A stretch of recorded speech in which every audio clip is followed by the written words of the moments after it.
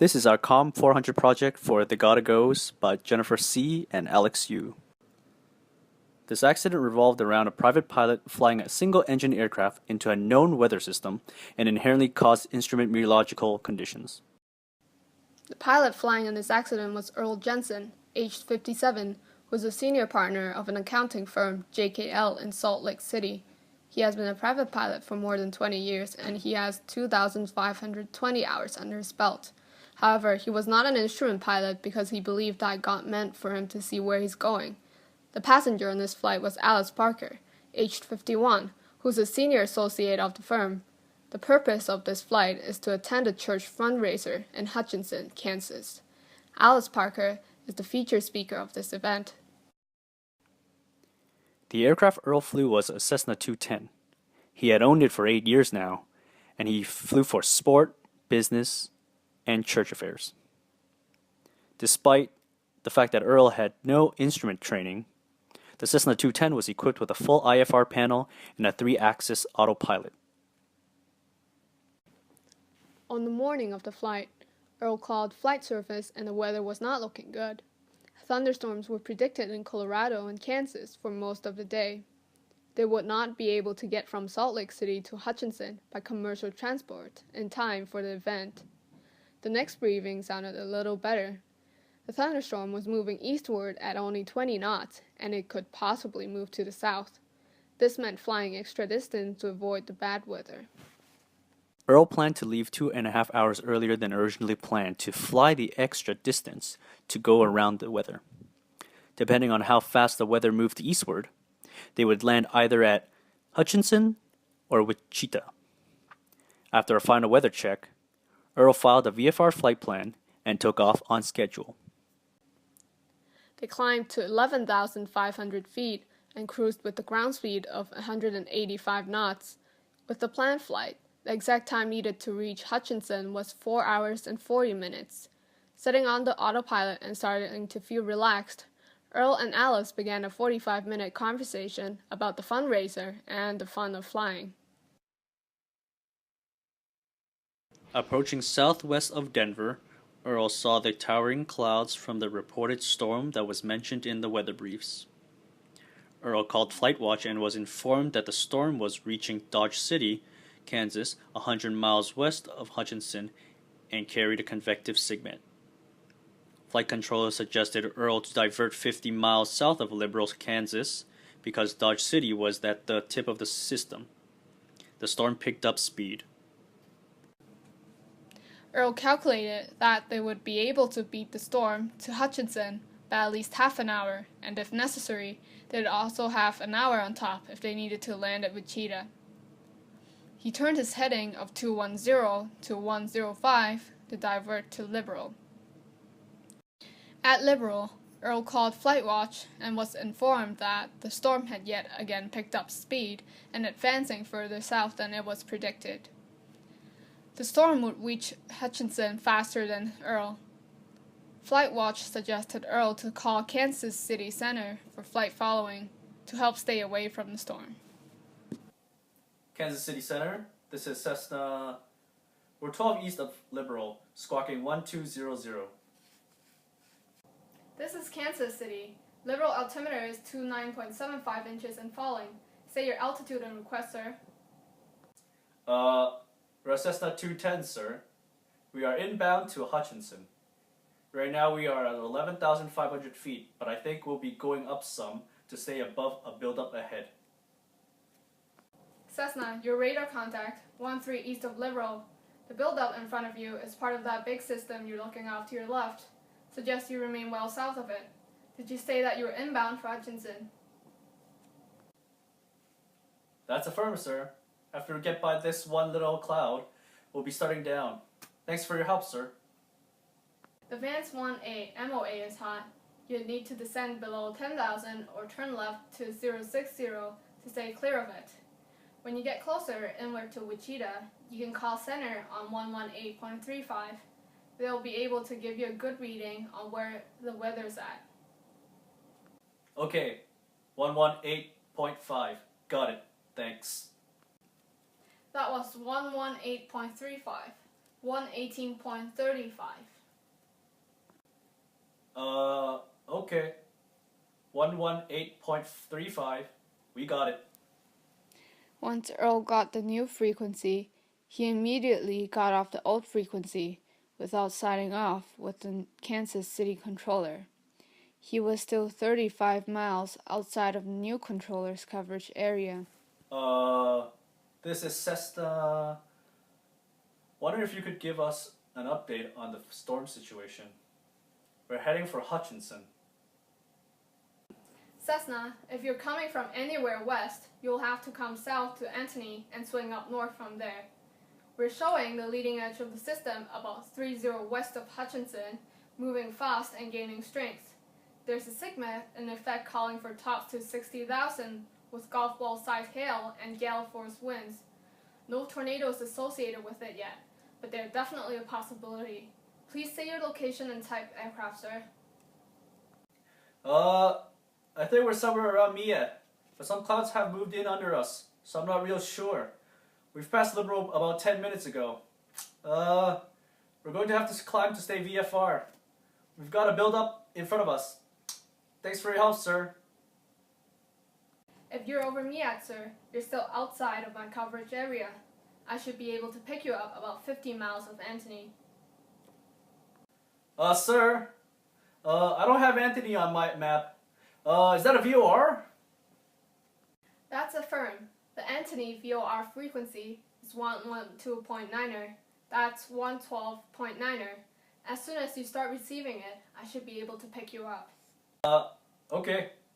We have 116.8 dialed up for Hutchinson and we're climbing now. The storm area is still well to our left. We should be able to go right over the clouds ahead.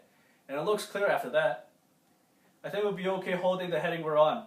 We'll call you if we have a problem. Thanks for your help. If you're coming in from Miad, we're showing rapid buildup ahead of you around Pratt. Let us know when you see it. We'll appreciate a pilot report on it. That'll be about 75 miles or so from Miad, right on Victor 234. Okay. We'll let you know. After the conversation with Wichita Center, Earl had climbed to 12,800 feet to clear the clouds. 20 minutes later, Earl was able to descend back down to 11,500 feet, heading straight for Hutchinson VOR. At this point, Earl wasn't concerned with the clouds in front of them. 10 minutes later, clouds surrounded the 210 from both sides and underneath. Earl immediately reacted by climbing and turning south, but was halted by a giant cloud in that direction. At this point, Earl decides to initiate a 180-degree turn to divert back to the path they came from. But that path was already being consumed by the menacing clouds. Another 180-degree turn back on course, but this time tracking directly into a surging cloud. The first updraft hit the left wing of the 210 and rocked the plane to the right. Both Earl and Alice slammed against the cabin walls. Earl recovered momentarily, but just in time for the next updraft to push the nose upward and causing the right wing to slam downwards, and the plane entered a spiral dive. This shows the route that Earl had actually taken to try to dodge that storm. Their last radio call was at Miad, but after entering that storm, the 210 lost contact approximately 9 miles southeast of Pratt Municipal Airport. Earl had the gotta-go syndrome. He had an important personnel to escort. He didn't want to disappoint people who were expecting their arrival, and before he left Salt Lake City, he had called someone at the event to assure that he certainly will make it on time. The first mistake Earl made was that he either forgot or didn't know to sign up to the Kansas City controller. The controller had no idea if Earl was still on the frequency, and therefore he could not warn Earl of the dangerous storm that he was getting too close to. As he called in on the new frequency, the new controller did not have his aircraft in range. Therefore, the controller could not give him the position of the storm relative to its position. Secondly, he was advised of the deteriorating weather that was ahead, but didn't seem to feel like it was an issue to him. Lastly, when he was boxed in from all the clouds and had no idea of his position, he did not contact anyone of the radio to ask for assistance. The following conclusions were drawn by representatives from ATC, NTSB, and NASA respectively. First off, with the ATC representative. All thorough examinations showed evidence that the pilot had complete and accurate weather briefs prior and in flight from flight service, flight watch, and the controllers. If he had taken suggestions from any one of them, he would have remained south of the system and circled back to Hutchinson from the southeast. The pilot acknowledged one thing, but then did the opposite, or maybe he just did what he had planned earlier. He operated as if he had already made up his mind to everything and was not going to change it no matter what. This macho attitude, as mentioned before, is very common among pilots, whether male or female. The last conversations the pilot had with ATC were prime examples of macho attitude. He asked for information and then ignored it completely. He never asked again for flight following after he was ignored the first time. When the pilot was surrounded by clouds, he never called anyone on the frequency for assistance. The ground-based radar had a good image of the storm, which would have helped the controller keep the pilot away from the storm. Obviously, this was not the case because the pilot never asked for assistance. The most detrimental mistake that led to this accident was that the pilot never signed off of the Kansas City frequency, and the controller did not notice until 15 to 20 minutes later when he tried to contact the pilot about the storm that the pilot was flying into.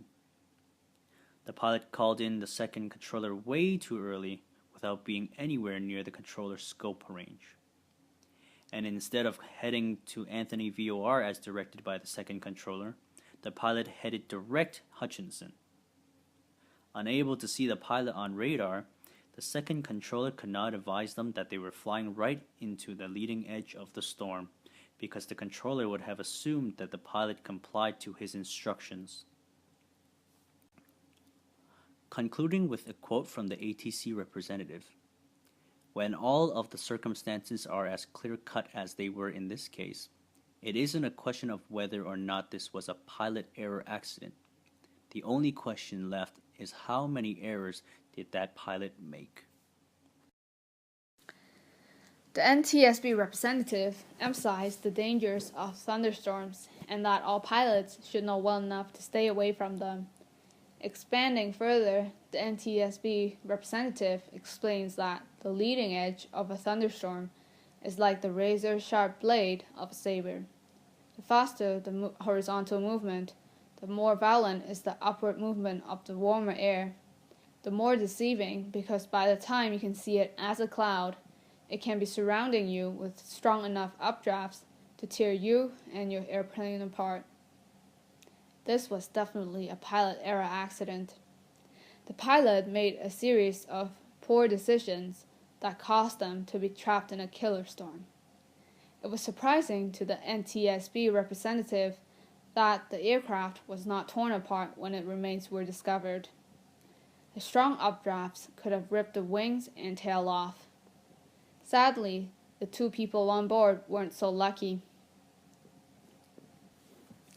It is very common for rapid-forming, high-intensity storms to occur in that part of the country.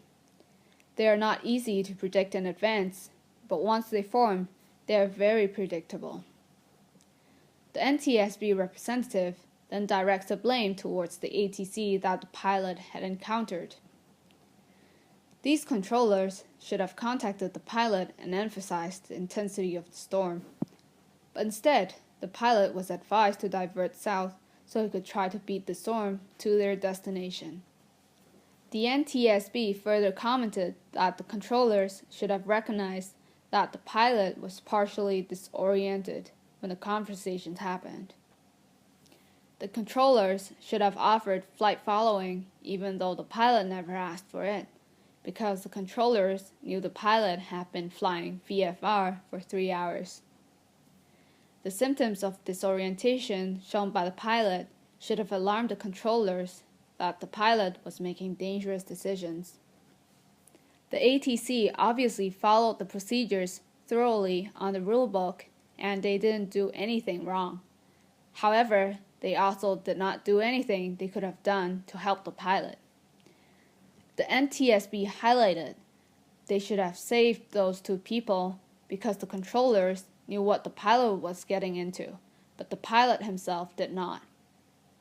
The official word on this accident is pilot error, with references to VFR and to IMC and spatial disorientation.